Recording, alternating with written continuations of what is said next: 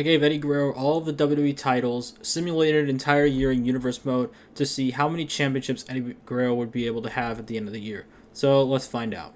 We start off with the Money in the Bank pay-per-view where Eddie Guerrero defends the WWE Championship against Brock Lesnar. Eddie Guerrero is able to hit the Three Amigos and the Frog Splash. Unfortunately, he only gets a 2. Brock Lesnar gets a Suplex City in and an F5 only for a 2 count.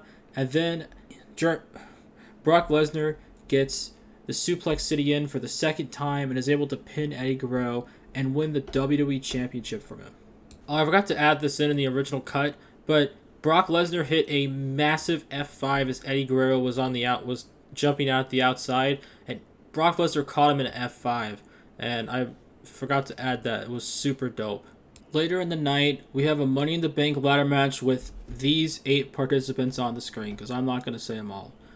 And after a very long and boring match of people just falling off and not even really trying to go for the briefcase, King Nakamura climbs up the ladder and wins the Money in the Bank briefcase. Well, at least it's over. NXT at your house. Eddie Guerrero defends the NXT Championship against Walter and Tommaso Ciampa. And after Walter is taken out and sent to the outside, Tommaso Ciampa is able to catch Eddie Guerrero with a fairy tale ending and pin him for the NXT Championship. Eddie Guerrero has already lost 2 belts, so that's not a very good start. On some random episode of SmackDown leading up to Backlash, Shinsuke Nakamura cashes in the Money in the Bank briefcase for a Universal Championship match against Eddie Guerrero, and Shinsuke Nakamura is able to win the Universal Championship from Eddie Guerrero. Shinsuke Nakamura is the new champion. Yeah. WrestleMania Backlash. Eddie Guerrero looks to get back the Universal Championship that was taken from him. Or I guess it was stolen. I'm sorry. Okay, anyways, just one match. Shinsuke Nakamura goes for a Kinshasa, but Eddie's able to get out of the way and then land a springboard dropkick. He hits a fisherman suplex and then a frog splash for a kick out. And then Eddie Guerrero picks him up for a Three Amigos and a second frog splash to win the match and become the Universal Champion once again. Extreme Rules. Eddie Guerrero defends the Universal Championship against Drew McIntyre. Not an Extreme Rules match, though, so sorry about that. Anyways, Eddie Guerrero hits an elbow drop off the top, and he wins the match. Yep, that's it. Nothing else really happened. It's just Eddie hit an elbow drop and won the match, so the end. At SummerSlam, Eddie Guerrero is looking to reclaim the WWE Championship that he lost months ago as he takes on the current champion, Brock Lesnar. Brock Lesnar is able to hit an F5, but the ropes break it up. And then Eddie is able to hit a frog splash, and Brock gets out of that too. Brock hits another F5, which looked like it could have been the end, but another rope break. Eddie Guerrero is able to capitalize and hit a Three Amigos, follow it up with a frog splash to win back the WWE Championship as Brock Lesnar kind of lost his brains in this match. Eddie Guerrero defends the NXT North American Championship at TakeOver 30 against Santos Escobar. Eddie Guerrero hits a DDT on the apron, spiking Santos' head into the mat, and then Santos follows that up with a DDT face breaker. I don't know what that is. Anyways, Santos then goes for a splash, but he fails. He doesn't hit it. So to remedy that, he hits a pile driver package thing. I don't know what this move is either. Someone can comment. Anyways, and then he hits the Samoan driver, and Eddie Guerrero barely kicks out at 2. Eddie Guerrero is then able to trap in the lasso from El Paso to win and retain the NXT North American title. At WWE Payback, Eddie Guerrero and Brock Lesnar are going to settle their score once and for all in a steel cage match. No escape, only pinfall and submission, and no rope break, Brock. Anyways, Eddie Guerrero is able to hit a frog splash onto him, but he only gets a 2 count, and then he follows it up with another frog splash to pin Lesnar in the cage, to retain the WWE Championship, and end this feud.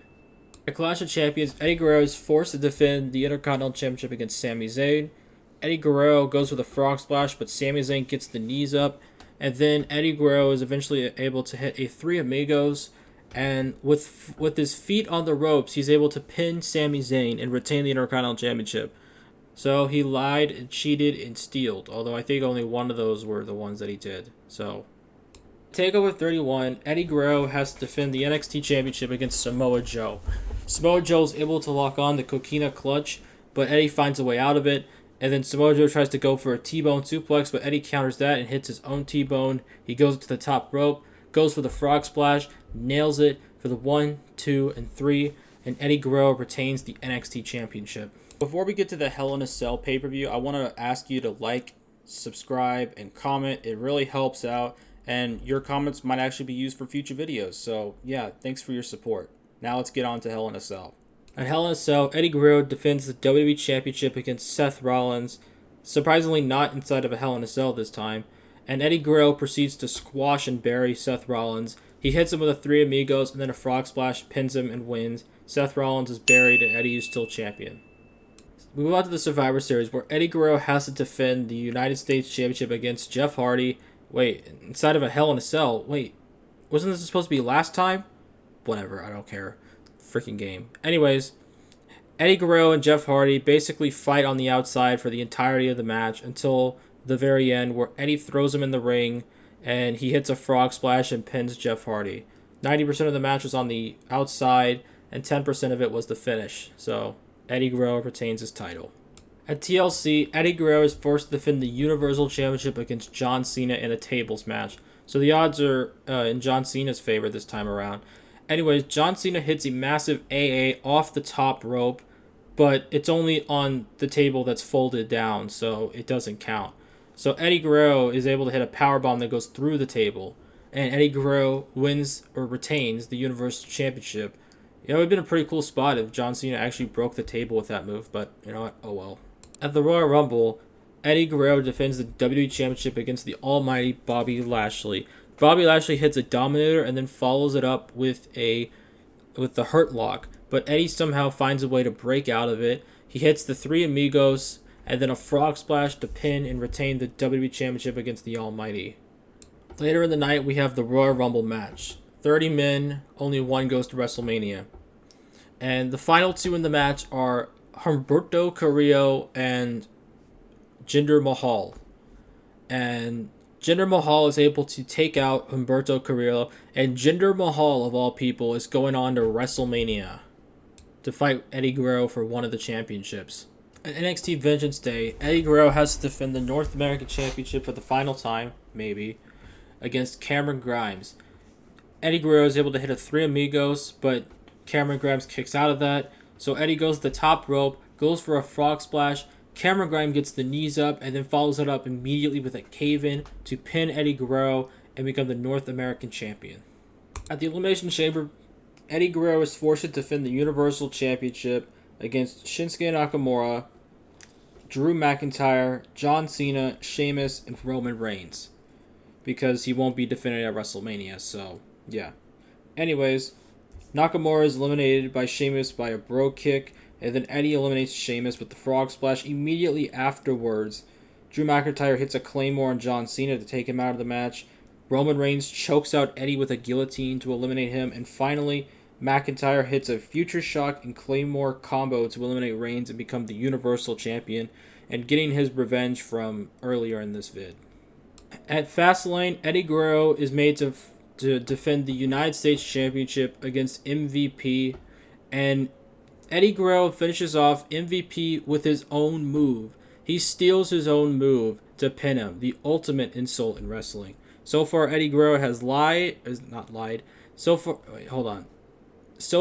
far, Eddie Guerrero has both stolen and cheated. The only thing he hasn't done is lied. Maybe we'll get to that at the end.